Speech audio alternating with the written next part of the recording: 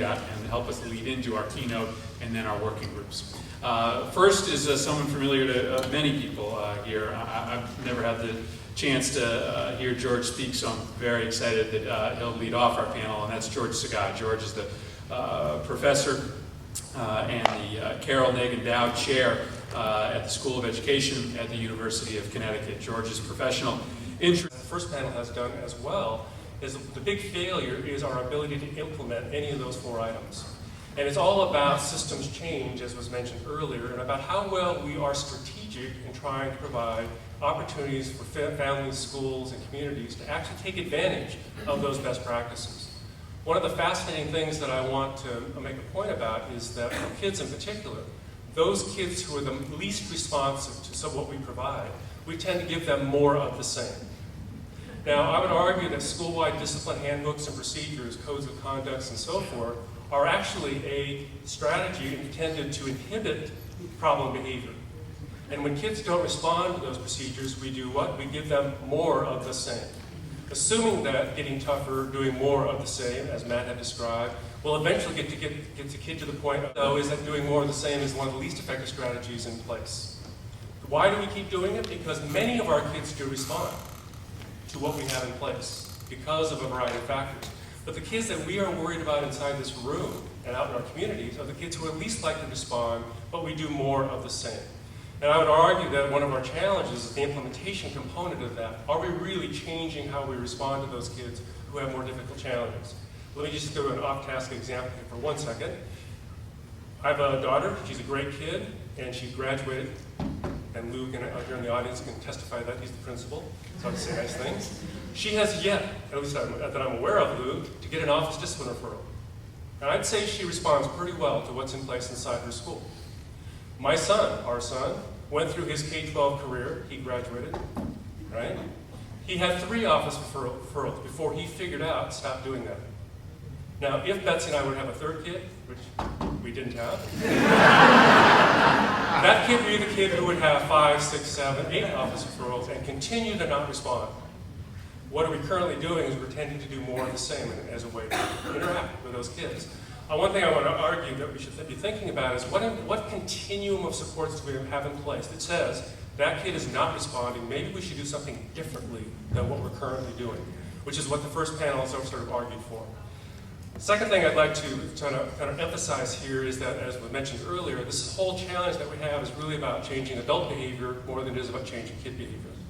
And I want to also argue, which is what was mentioned earlier, last message, is that we need to respond to adults and schools in the same way we're thinking about hopefully responding to kids. We have schools out there who are not responding very well to best practice and are producing poor outcomes for kids. What do we do for those schools? We punish them. We give them more of the same.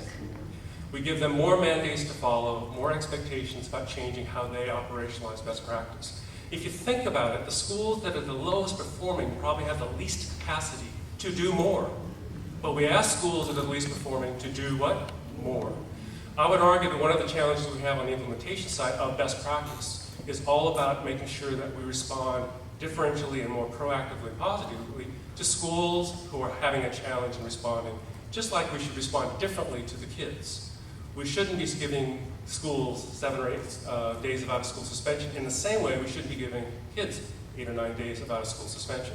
But we don't have a continuum of supports in place, and we haven't got an implementation science that really focuses on that.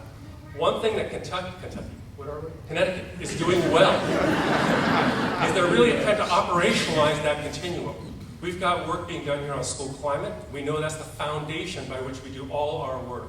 But we also have to put in place additional supports for those kids who are unresponsive to what's currently in place. And that's partly about changing our attitudes and beliefs. It's about changing our practices. But I would argue we have lots of best practices out there. The problem is that we're trying to do all those best practices at the same time, and we're failing with any one of those. Last message then. I know I said that twice already. But last message, one of the best things I think we can walk away with in this room is before we ask any kid, any family member, any school, any teacher, any congressperson to do anything new or different, we should also be telling them to do 2 things that they should stop doing. One of the things we do is we ask schools to do more and continue to do what they're already doing, much of which is bad practice. We need to help schools stop doing some things as well as investing in what we do well. So if you ask somebody to do something, you have to also tell them to stop doing 2 other things. That's the whole kind of working smarter logic about what we do. So let me stop there. Just the message is about implementation and our ability to implement well, how well we're giving capacity to the implementers.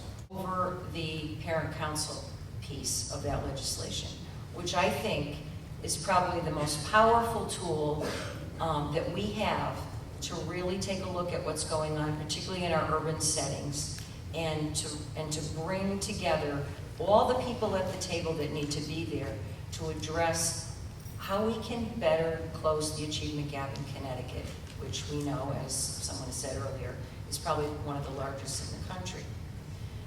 What do teachers want? What do they need? I asked Linda, what is it that you really want us to talk about today? And she said, well, what kinds of supports do you think and do you hear that your teachers need?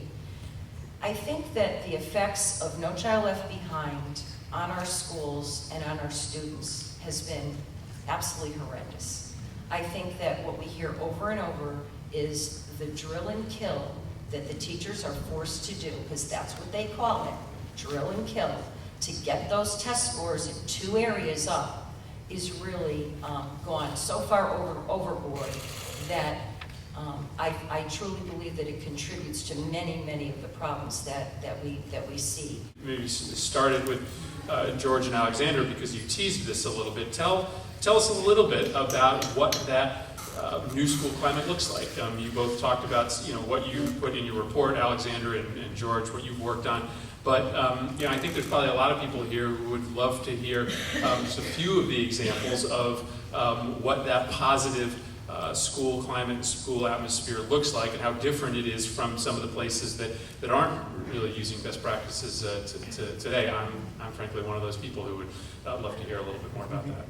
I'll start off with something that's been really an important part of what's going on in the state of Connecticut, which is looking at positive school climate. One thing we've learned is that all kids will benefit from an environment that's highly predictable, preventative, and positive. What does that look like? It means that kids inside a school know what the expectations are, and those are the positive expectations. We do a great job of teaching what kids should not do, and the focus here is on what is expected of them in a proactive way. If you visit my wife's school, she's a principal, you'll find that there are 3 school-wide rules that they value and teach and are part of the curriculum, part of the communication system, etc., about being respectful, being responsible, and solving problems responsibly, and so forth. And all the kids are taught these directly on the first week of school as a way to look at how they move through their environment, how they interact with staff, how they interact with each other, cafeteria, and so forth and so on. So it's a small number of expectations that are taught to all kids that become part of the language of the school. One of the reasons we've gone that way is because you think about successful environments around our community, those are places that have a language by which people can talk to each other. What we learned in schools is that kids do not have a language except what they choose to use because the expectations aren't there. If you were to take some kids inside a school and bring them into this church, my guess is that you'll find a difference in their behavior compared to their behavior at school. Why? Because the expectations are clear, the prevention, positive expectations are present, and so forth and so on. So we've tried to look at what happens inside a church, what happens inside ballparks and games, what happens in community centers, and ask, well, why is it that kids can adapt to the expectations of those environments? Part of it is because there's some positive expectations about how to behave. Second thing we've learned about these environments is that the adults model what you want the kids to be able to do, which is always the rub, right? Do as I say, not as I, it's like shut up, sit down, be quiet. And the kid says shut up back, and the kid is sent to the office. It's an interesting kind of a format there, right, where the kids are actually being told what's okay inside that setting. So that's one thing to think about as well, what the adults do, whether or not we have some expectations or a language that all kids and faculty members can use as part of their community.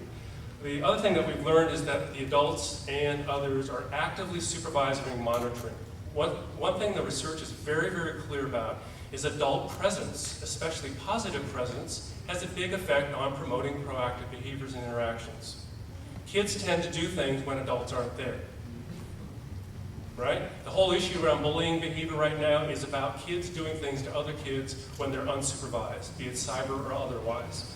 Adult supervision is a big deal.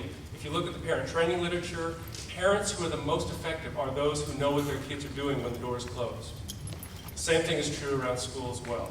It doesn't matter if you're in high school or elementary. And lastly, we've learned is that the ratio or the relationship of kid-to-student interactions tend to be more positive than negative. One of the things I like to do, which many people inside this room may not want to invite me to their school because of it, is I like to stalk staff members. And what that means is I follow the staff member around the building, and I count the number of interactions between the kid and the adult. And I ask the staff member, or I look at the staff member and say, how many of those interactions are positive, and how many of them are negative? Schools that have a negative school climate, schools that have more office referrals, that are high rates, tend to have schools in which the interaction between kids and adults are more negative than they are positive. So one thing that our literature says, and I'm sure Alexander will have more to add to that list, are those 2 or 3 items. And it has to do with what the school-wide climate looks like so that we can support those kids who need a little extra better, making sure the adults can model what we want the kids to be able to do, making sure that we actively supervise what kids are doing inside our school, both instructionally as well as behaviorally.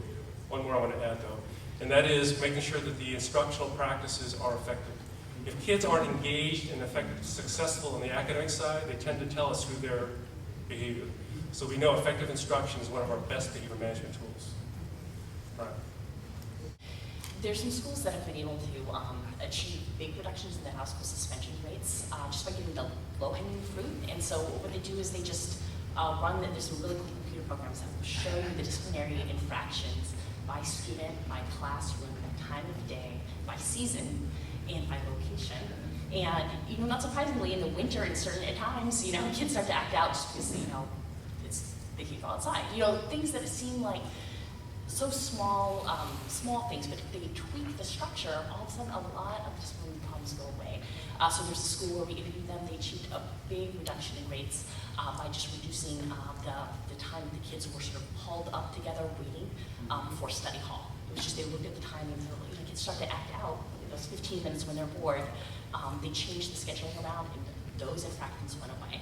And again, maybe they weren't the most serious infractions, but they were sort of changing the climate and wasting a lot of time. And then once you start to nip in the bud, sort of the small structural things, sort of like the broken window theory, then everyone has a lot more time to focus on the more challenging disciplinary problems. And I'm really pleased that Congressman Murphy has this discussion going on. It's so critical.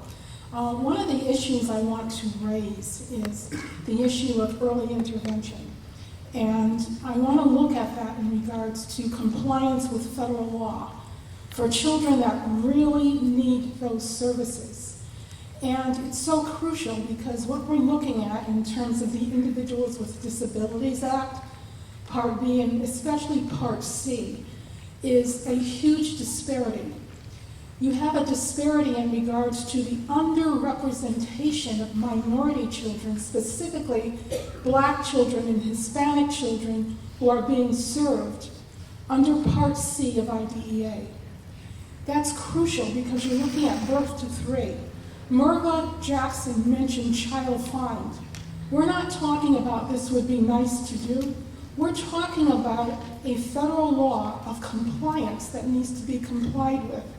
And when you have a large number of children, minorities and Blacks, that are disproportionately represented in that particular service range that should be offered, there's something wrong with this picture. We just finished training about 300 educators and parents in Bridgeport, Connecticut. And we also did training in Hartford and New Britain and New Haven of educators to look at health education issues that disproportionately impact on children in those cities. Bridgeport, by the way, is a city that is number 2 in the state with the highest number of children that have been identified as lead poisoned. New Haven's number 1. Hartford ranks up there as well. This is a variable that hasn't really been looked at, but what we're looking at is 310,000 children that are lead poisoned each year in the United States. Huge numbers. Most of them are urban, inner city, low income, living in deteriorated housing. It's entirely preventable. But on the other hand, if it happens, these kids need to be identified. And they need to be identified early because it's the law. It's a statute. It's IDEA. It's Section 504 of the Rehabilitation Act. It's their civil right to have these services. We're currently working on some guidelines with a number of state agencies to make sure that kids don't fall through gaping holes in multiple systems here in the state of Connecticut, which is really going to be something that's going to be looked at as a model for the nation. I just wanted to quickly raise that as an issue. Early intervention for children that are entitled to those services, because these are the kids that end up in the criminal justice system because they weren't appropriately served in a timely fashion. Thank you.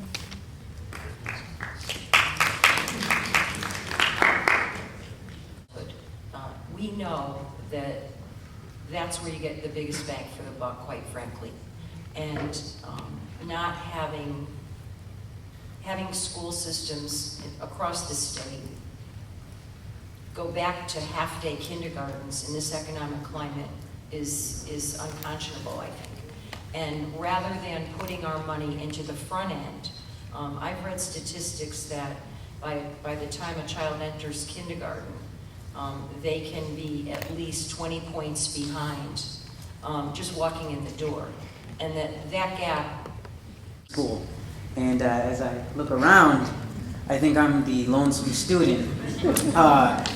And I heard you guys talk about all these analysis that you made, and you didn't really bother interviewing students. You looked at test scores and how that improved and how suspension rates went down.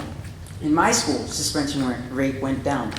But it doesn't really matter because after a certain point, teachers stop caring. Kids act out to a certain point where teachers just kind of give up. And then there's other kids who kind of do various little mischievous things. And it's not as bad as what the other kid did, so he doesn't get in trouble because it's this concrete system of punishments. So the kid that talked up in class and said a very bad word to the teacher gets 1 day, and the kid who just made a smart alecky response doesn't get anything. Another thing is schools really, they really cheat on their numbers. When they say dropout rate goes down, that's just because they're sending the kids somewhere else. Everything's going to be just fine when in actuality it's not. And you guys are looking at all these concrete numbers when everything should be a little more abstract. Listen to the kids. Another thing is you focus a lot on high school, but I work with middle school students. I've been working for Connecticut Junior Republic for the past 2 years, mentoring and counseling kids. And the thing is, I don't know if you saw this on CNN, but they interviewed white kids and black kids, and it's a continuation of the doll study that remember in Brown versus Board of Education. Yes, and they continue that, but with students saying, what child looks bad? What child is a good-looking child? Which is the child who's smart? And they just pointed to what their perception is. Everything starts at such a young age because of the way the media is, the way everything is said. Students just believe certain things. I have a neighbor who's 3 years old who doesn't think Barack Obama was born in America because of Fox News. My city, Waterbury, Connecticut, best town in the state of Connecticut, but we have a major education problem. 22 out of 30 schools are failing. And you guys are having those teachers collaborate with each other when they should be collaborating with the top schools. I mean, why bother collaborating with each other when they can just keep complaining? And last but not least, the Board of Education, don't get me started, please. I write to them constantly. I talk to them. They don't respond. Because I guess maybe I don't matter because I haven't reached the age. I tried growing out the beard, so maybe I might matter. But thank you, Congressman Murphy, and all you guys sitting down for giving me the first opportunity I ever had to speak. And I just want to encourage that you should listen to students and stop relying on just concrete evidence and have things be a little more abstract. It's not just about the numbers. Come visit our schools, see the environment, talk to the students, because then you can find out what's going on in that student's environment rather than just thinking. It's like Plato's allegory of the cave. You are the philosophers standing to a wall. Behind you, there's a fire. What you see are shadows of reality, and you ascribe form to that. But then when you're released from the cave, now into society like this, and you see what things actually are, you won't take it for what it is. So please come visit our schools, listen to our students. That's what I have to say. Thank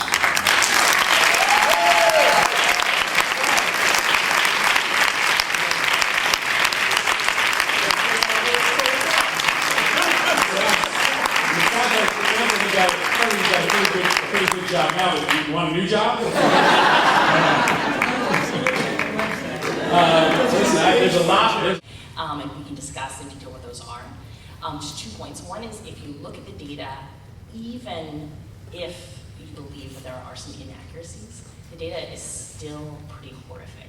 So it still documents that little children are out of school suspended, alarming rates, as you know, African Americans, Hispanic children, special education students. The data is still, despite improvements, so bad that it almost doesn't matter to what extent it's not completely accurate, because it in itself proves the point. That said, I think there's a really good point that there are some issues about the reliability of the data.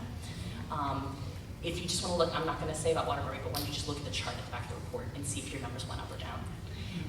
And then the last thing is that I think you're exactly right about the youth voice, and just as you know, just to explain, I don't mean to be defensive about this, but as a research angle, it's just very difficult for us to have the access to children who are under 18. So actually there's a huge niche for kids who just graduated, who turn 19, or turn 18, rather, because then they're completely free to speak on their own. And we at Voices love to incorporate the youth voice. For earlier reports we worked with, we cited some pretty amazing movies by Youth Rights Media that put together some very compelling arguments on this thing. But of course, I think voice is much more important. It's just a question of how do you actually, actually document it. So what I took away from that is that, yes, indeed, we include students in all our work. We didn't emphasize it in this presentation, which you're absolutely right we should be doing, because the student voice actually provides a context for understanding the data and the decisions we make and so forth. We have what we call school teams that kind of operationalize the positive school climates, and especially in our middle schools, high schools, there are students on those teams. And students represent the voice of the students and so forth and so on. So your point's really well taken. Second thing I want to suggest is that even bad data are good data for discussion. I mean, we have schools that say we have no office referrals, but you never want to walk in that building without somebody with you. It's dangerous, right? So the data are really about contextualizing what the data mean in the place that you're getting them. We have schools that have really high rates, but you can walk down the hallways and it's a different feel than the schools that don't. So your point is really well taken. The data are there to initiate a conversation about the local context in which they're being collected. And the third thing I want to suggest to you is that I just grew a beard this summer. There's no breaking, nothing happened. My question is to Ms. Levin. You asked what teachers want. I was at the Brecken Forum in New York last week. Teachers want the stopping of the privatization of these schools by these corporate vampires. I mean, if you look at the system now, you got even Arnie Duncan, he's a lawyer, he's not certified to teach. You have people now that are coming into the school system used as a hedge fund. I mean, look across the country. You've got teachers now, I was reading the New York Times the other day, got HD1 visas coming from the Philippines. What do you want to do to help to stop the privatization of the school system? You got private schools moving into public schools. That's what teachers want. Teachers want the right to have their teaching abilities back, not be corporate vampires, hedge fund criminals. Thank you. In Connecticut, and the point of it was, many years ago, was to create centers of innovation in the public school arena. And our work in the compact schools is taking schools as they are, not skimming, not creating lotteries where parents who are more apt to have the ability or the capacity to get the kid in a lottery to begin with, create a sense of inequality. Well, let me stand real quick. It's not a lot I'm talking about. I'm talking about the privatization. No, well, they're moving in. You got people like Melvin Wilkin. You got Sam Walton that run the crooked Walmart. They're moving into the public system, yes, putting money in and taking over and getting teachers and putting them out. Yeah, we call it outsourcing our jobs, right. Actually. That's my question. Yeah, and absolutely, the CEA and our members are very much opposed to that, and that what we believe the answer is to work within the public school system, but we can't always just, our approach is not to say what's wrong, but my new line to teachers is, so what do you want it to look like? What do you want it to be? We all know how many things are wrong. And so our answer, one of our answers is to go into New Haven and into Hartford and Waterbury. We have compact schools, and in Bridgeport, and work within the system to fix it.